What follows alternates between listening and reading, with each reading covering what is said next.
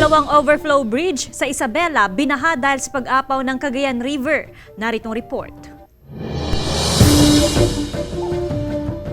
Dahil sa mga pag-ulan nitong mga nakaraang araw, dalawang overflow bridge sa Isabela ang binaha. Nag-umpisang bahain ang Cabagan Santa Maria Bridge at ang Santo Tomas Cabagan Bridge kahapon, kaya napilitang sumakay sa bangka ang mga residente. Una nang binaha noong Martes ang Alicaucao Bridge sa Cauayan City at Cabeceria 8 Bridge sa Ilagan City. Naranasan din ang malakas na ulan sa ilang bahagi ng Nueva Ecija noong Martes. Sa bayan ng Aliaga, halos mag-zero visibility ang kalsada dahil sa lakas ng ulan. Nagdulot ng kalbaryo sa ilang motorista, lalo na sa mga pumapasadang tricycle na inabutan ng ulan.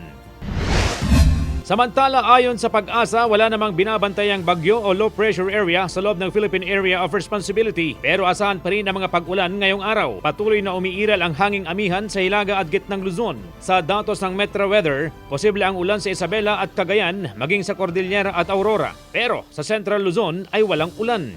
Tuloy-tuloy ang mga pag-ulan sa Cagayan Valley at Cordillera hanggang ngayong hapon. Delikadong pumalaot ang mga maliliit na bangka sa mga baybayin ng Ilocos Region, Cagayan Valley, kasama ang Batanes at Aurora. CJ Torida, Balitang Amyanan.